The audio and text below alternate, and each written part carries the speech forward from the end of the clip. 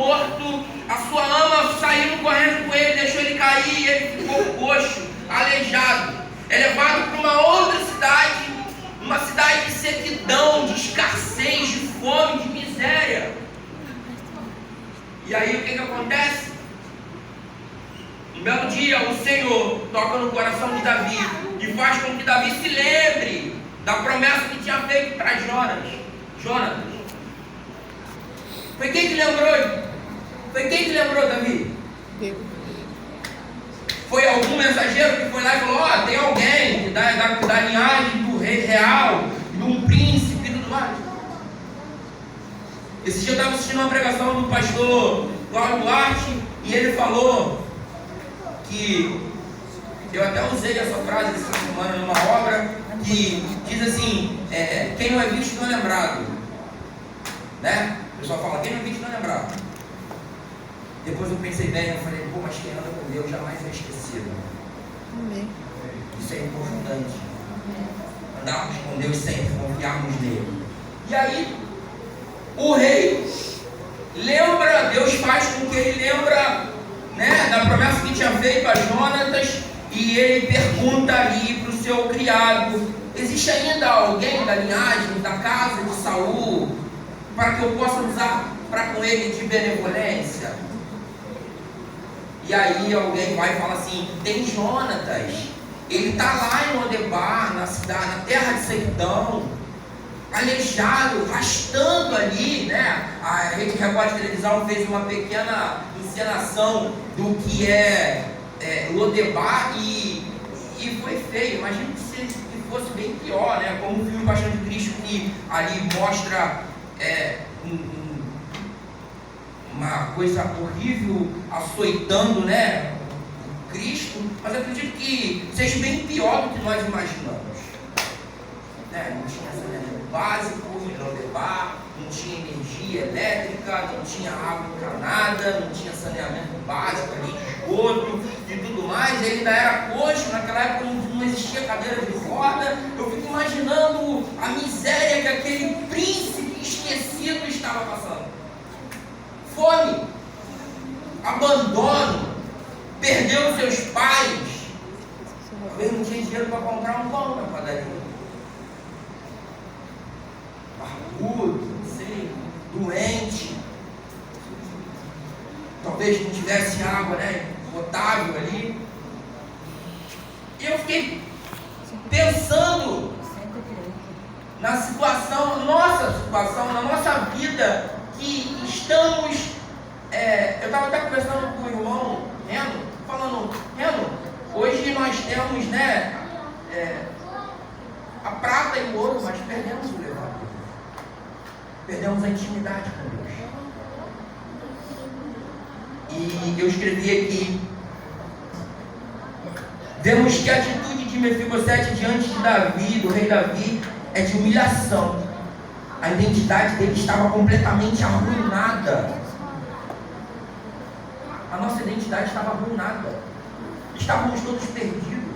A Bíblia fala que todos pecaram e destituídos estavam da glória de Deus. Eu e você pecamos e fomos esquecidos. Mas aí Deus vai e fala assim: eu vou enviar meu filho para que ele venha morrer por toda essa geração perdida, porque tantos outros homens foram, né, levantados para poder salvar o povo, mas todos caíram. E aí o próprio Deus sai de seu trono para que possamos nós sairmos desse lugar de sequidão e morarmos com ele um dia. E aí o que acontece? O rei manda chamar Mefibosete e ele ali se vê como um cão morto, como alguém miserável, que não é digno de benevolência.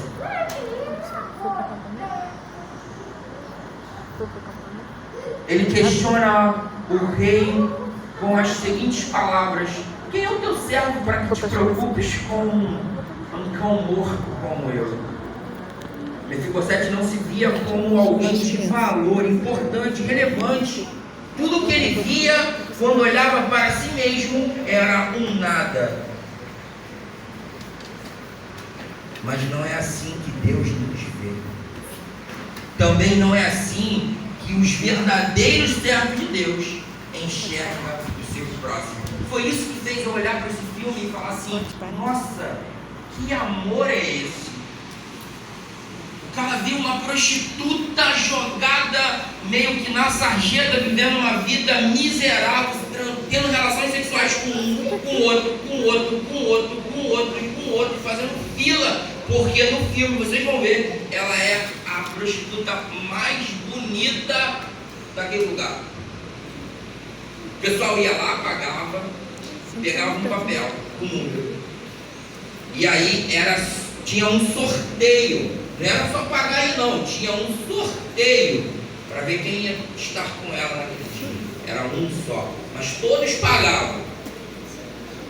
E aí tinha um sorteio. É como se fosse... Como é que é? Quando você está pagando lá, como é que é o nome? Um consórcio. O pessoal fazia um consórcio. Né? O pessoal que faz consórcio para comprar um carro, uma moto, e aí fica ali esperando ser contemplado. E era isso.